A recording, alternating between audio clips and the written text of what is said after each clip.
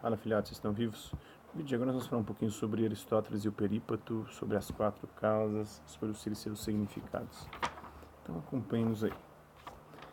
Examinadas e esclarecidas as definições de metafísica do ponto de vista formal, passemos agora a examinar o seu conteúdo. Como dissemos, Aristóteles apresenta a metafísica, em primeiro lugar, como busca das causas primeiras. Assim devemos estabelecer quais e quantas são essas causas.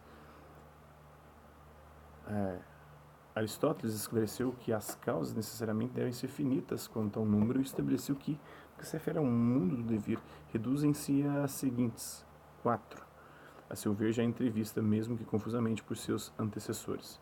Causa formal, a forma da qual a coisa é feita; material, a matéria da qual a coisa é feita; a causa eficiente, a formal seria a essência, eficiente quem fez, né?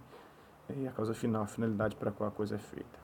As duas primeiras nada mais são que a forma, a essência e a matéria que constituem todas as coisas, e das quais deveremos falar amplamente mais adiante.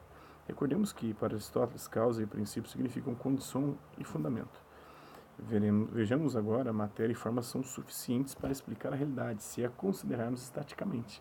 No entanto, se a considerarmos dinamicamente, isto é, no seu devir, no seu produzir-se e no seu corromper-se, então já não bastam.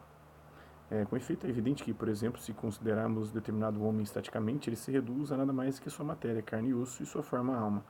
Mas se o considerarmos dinamicamente, perguntando-nos como nasceu, quem o gerou, por que se desenvolve e cresce, então são necessárias duas outras razões ou causas: a causa eficiente ou motriz, isto é, o pai que o gerou, e a causa final, isto é, o fim ou objetivo para o qual tende o dever do homem.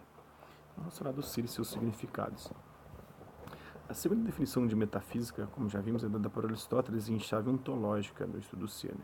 Há uma ciência que considera o ser enquanto ser e as propriedades que lhe cabem enquanto tal. Ela não se identifica com nenhuma das ciências particulares, com efeito nenhuma das outras ciências considera o ser enquanto ser universal. Com efeito, depois de delimitar uma parte dele, cada uma estuda as características dessa parte. Assim, a metafísica considera o ser como inteiro, ao passo que as ciências particulares consideram somente partes dele. A metafísica pretende chegar às causas primeiras do ser enquanto ser, ou seja, ao porquê que explica a realidade em sua totalidade. Já as ciências particulares se detêm nas causas particulares, nas partes específicas da realidade. Mas o que é o ser? Parmênides e os eleáticos o entendiam como unívoco, e a univocidade comporta também a unicidade. Platão já realizara grande progresso ao introduzir o conceito de não ser como diverso, o que permitia justificar a multiplicidade dos seres inteligíveis. Mas Platão ainda não tivera a coragem de colocar na esfera do ser também o mundo sensível, que preferiu denominar intermediário, metaxi, entre ser e não ser, porque está em devir. Mas, ora, Aristóteles introduz sua grande reforma que implica na superação total da ontologia eleática, de Parmênides e seus discípulos. O ser não tem apenas um, mas múltiplos significados. Tudo aquilo que não é puro nada encontra-se a pleno título na esfera do ser, seja uma realidade sensível, seja uma realidade inteligível. Mas a multiplicidade e variedade de significados do ser não comporta uma homonímia, ou seja, é o mesmo nome, porque cada um e todos os significados do ser implicam uma referência comum a uma unidade, ou seja, uma referência à estrutural substância. Portanto, o ser é a substância, alteração da substância ou atividade da substância, ou de qualquer modo, algo que reporta a substância. Todavia, Aristóteles também procurou redigir um quadro que reunisse todos os significados possíveis do ser, distinguindo 4 grupos fundamentais de significados: o ser como categorias, ou o ser em si; o ser como ato e potência, aquilo que ele é no momento, aquilo que ele pode vir a ser; o ser como acidente, aquilo que não é essencial do ser, não é substancial; o ser como verdadeiro e o não ser como falso. As categorias representam o grupo principal dos significados do ser e constituem as originárias divisões do ser, ou, como também diz Aristóteles, os supremos gêneros do ser.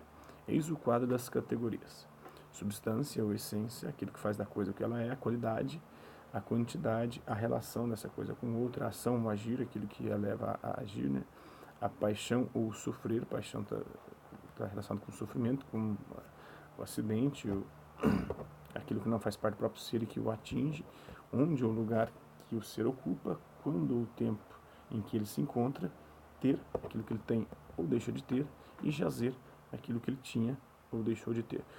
Pusemos as últimas duas entre parênteses, porque Aristóteles fala pouquíssimas vezes delas. Talvez tenha querido alcançar o número 10 em homenagem à década pitagórica, mas o mais das vezes faz referência a 8 categorias. Deve-se destacar que, embora se trate de significados originários, somente a primeira categoria tem subsistência autônoma, enquanto todas as outras pressupõem a primeira e baseiam-se no ser da primeira. A qualidade e a quantidade são sempre de uma substância. As relações são relações entre substâncias e assim por diante. Também o segundo grupo de significados, ou seja, o do ato e da potência, é muito importante. Com efeito, eles são originários e, portanto, não podem ser definidos em referência a outra coisa, mas apenas em relação mútua um com o outro e ilustrados com exemplos. A grande diferença entre o cego e quem tem olhos sadios, mas os mantém fechados. O primeiro não é evidente, o segundo é mais em potência e não em ato, pois só quando abres os olhos é evidente em ato. Do mesmo modo, dizemos que a plantinha de trigo é trigo em potência, ao passo que a espiga madura é o trigo em ato. Veremos como essa distinção desempenha papel essencial no sistema aristotélico, resolvendo várias aporias em diversos âmbitos. A potência e o ato, e esta é uma observação que se deve ter sempre em conta, se dão em todas as categorias. Podem ser em potência ou em ato uma substância e uma qualidade.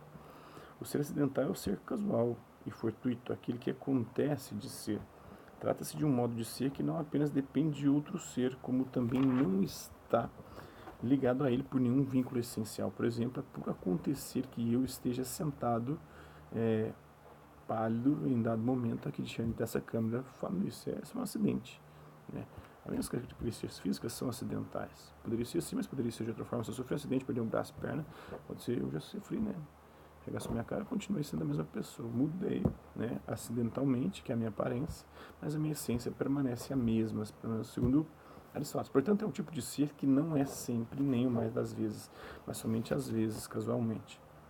O ser como verdadeiro é aquele tipo de ser próprio da mente humana que pensa as coisas e sabe conjugá-las como elas estão conjugadas na realidade, ou separá-las como estão separadas na realidade. O ser, ou melhor, o não ser como falso é quando a mente conjuga aquilo que não está conjugado ou separa aquilo que não está separado na realidade. Este último tipo de ser estuda-se na lógica. Do terceiro não existe ciência, porque a ciência não se volta para o fortuito, mas só para o necessário. A metafísica estuda, sobretudo, os primeiros dois grupos de significados, mas como todos os significados do ser giram em torno do significado central da substância, como vimos, a metafísica se deve ocupar sobretudo da substância, que é a essência, aquele que faz de um ser o que ele é. E não um acidente, aquilo que, se mudar no ser, não vai fazer com que ele deixe de ser quem ele é. Em verdade, aquilo que desde os tempos antigos, como agora e sempre, constitui o eterno objeto de busca, o eterno problema, o que é o ser. Equivale a indagar o que é a substância. Por isso também nós, principalmente, fundamental e unicamente, por assim dizer, devemos examinar o que é o ser entendido nesse significado. Então é isso aí.